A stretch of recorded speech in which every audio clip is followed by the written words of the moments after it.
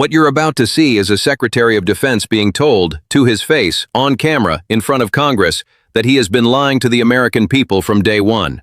Not implied, not suggested, said out loud. 13 Americans killed, hundreds wounded, gas up 40%, the Pacific Fleet weakened, munitions depleted, and the Iranian regime, still standing, more radical than before.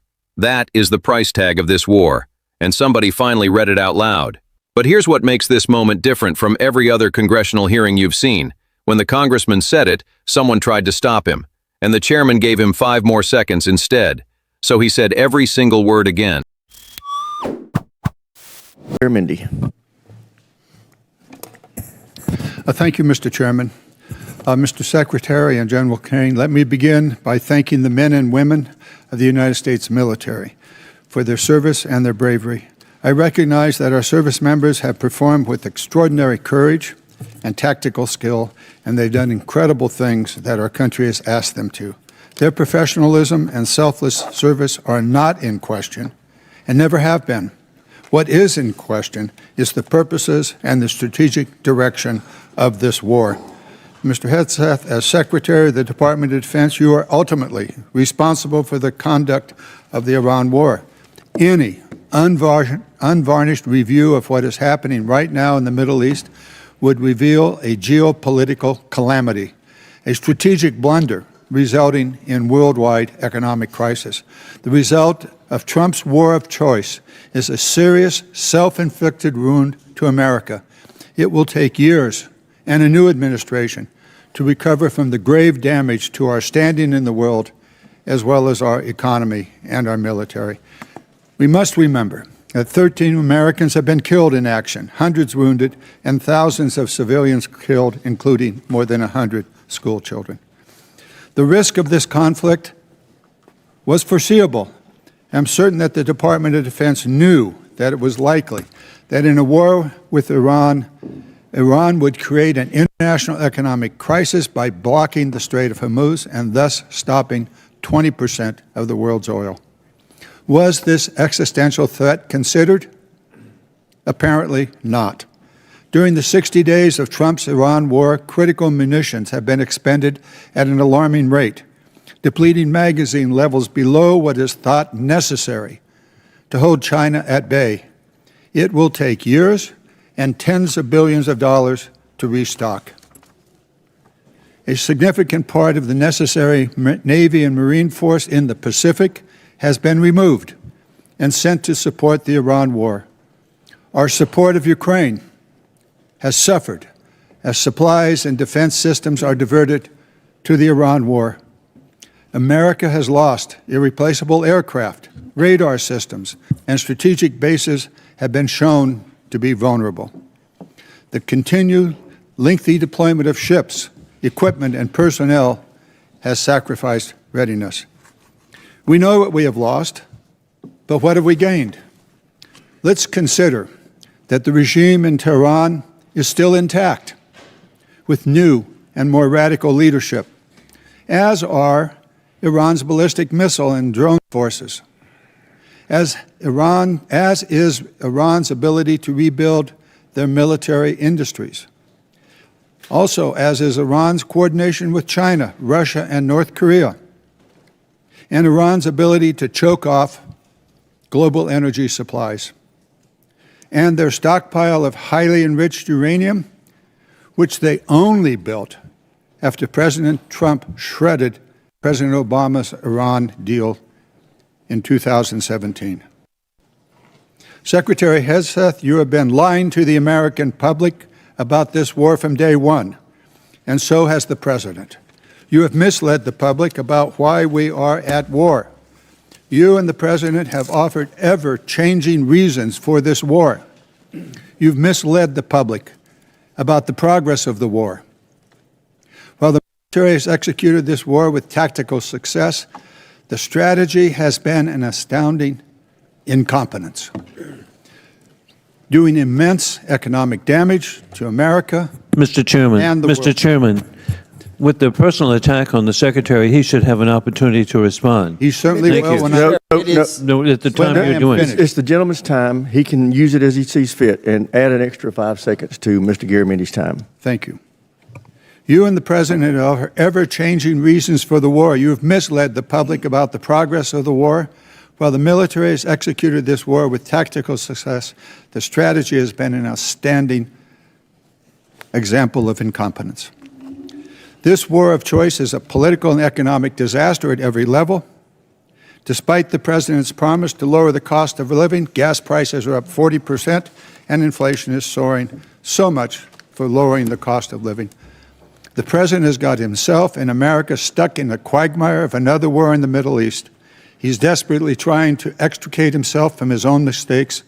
It is in America's, and indeed the world's interest, that he succeed in that. I yield back. Gentleman yields back. Chair, and I recognize. Let me tell you what you actually just watched, because if you file this under another congressional hearing, you missed the whole thing. This was not a hearing. There were no questions, no back and forth, no give the secretary a chance to explain himself. What you watched was a member of Congress walk into that room, stand in front of the man responsible for this war, and read him the bill, line by line, in public, on the record. And then, when someone tried to stop him, he said every single word again. I want to unpack why that matters, because the moment itself is only the surface of what's actually happening here. Let's start with something most people don't think about when they watch these hearings, which is the language. In Washington, language is a survival tool. Officials say misstatements instead of lies. They say evolving assessments instead of wrong. That softening is not accidental. It is the entire architecture of how accountability gets avoided in that building. So when Garamendi stood up and said, to the Secretary of Defense's face, that he had been lying to the American people from day one, not misleading, not mischaracterizing, lying, that was a deliberate choice to strip that architecture away. And the room reacted accordingly. Someone interrupted him, called it a personal attack, asked that the secretary be given time to respond, and the chairman said, no, he gets 5 more seconds. So Garamendi looked straight ahead and said it again, word for word, and then yielded his time. Hegseth never got to respond. That is not a small moment. That is a sitting cabinet secretary being handed the bill for a war in public, with no opportunity to negotiate the total.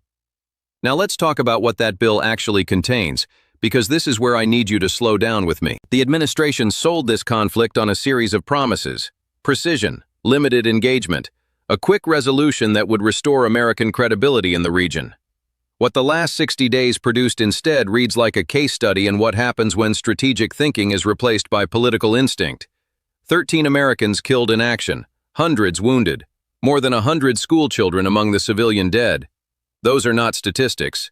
Those are the clearest possible measure of what a decision costs when the people making it did not think it through. But here is what I want you to understand beyond the human toll, because the strategic damage is where the long-term consequences live. I looked at what defense planners actually say about munitions stockpile thresholds, because Garamendi raised this and it deserves more than a passing mention. The United States maintains what is called a deterrence floor in the Pacific, a calculated minimum level of firepower meant to make China look at Taiwan and decide the cost of an invasion is too high. That floor is not a political statement. It is a mathematical calculation. And according to what was said in that hearing, 60 days of this war has pushed stockpile levels below it. Think about what that means in practice.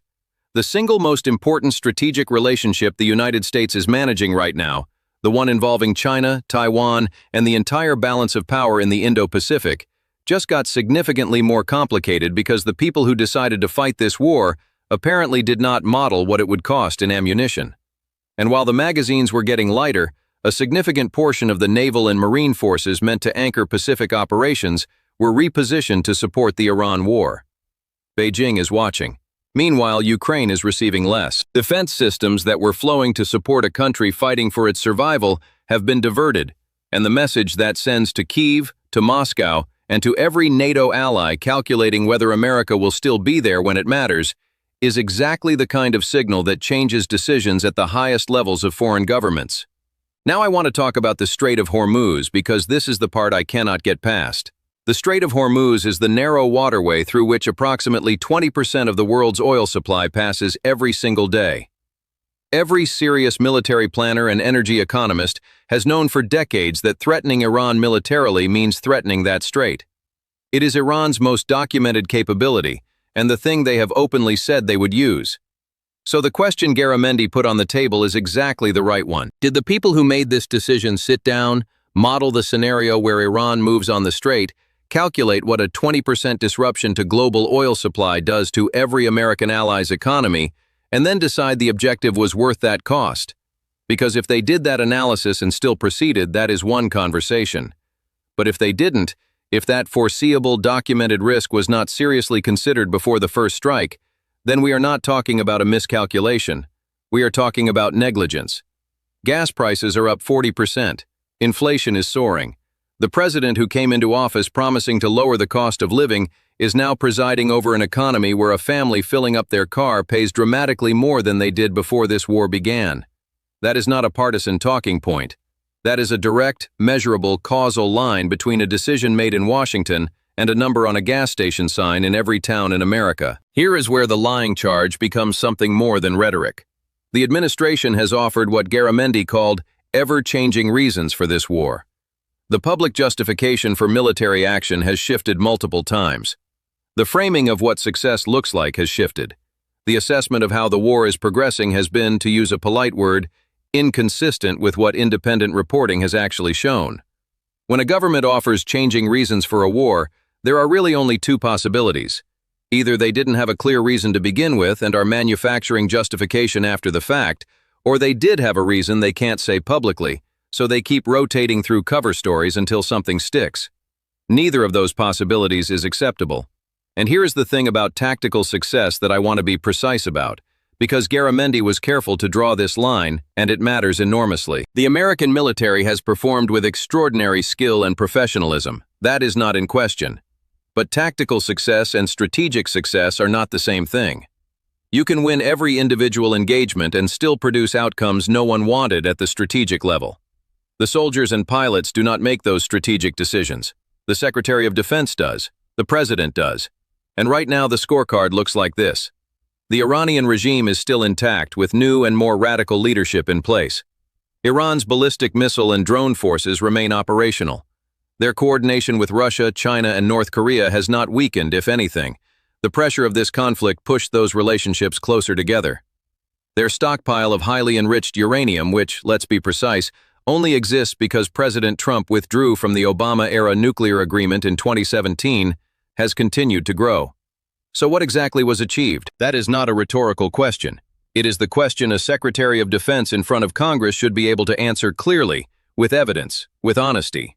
And the reason a colleague rushed to interrupt Garamendi before he finished is because there is no clean answer. I want you to think about what that means for someone who isn't in that room. Think about the family of one of those 13 Americans. Think about the worker who can't make sense of why gas costs this much when they were told this war would make things better. Think about the Ukrainian soldier watching supply lines thin out, doing the math on what that means for next winter. These are not abstractions. These are the actual human costs of decisions made by people who are, right now, accountable to Congress, and through Congress, to the rest of us. What Garamendi did was refuse to let those costs be processed as bureaucratic outcomes. He named them. He put a number on them. He assigned responsibility for them. And when someone tried to soften the moment, he said it again. Democracy doesn't survive on institutions alone. It survives on moments when someone in that room decides the truth matters more than the temperature of the room. The question this hearing put on the table will not go away no matter how many interruptions are attempted. Were those costs worth it? And were we told the truth about what we were buying? Subscribe and stay with me because this is not the last time that question is going to need an answer.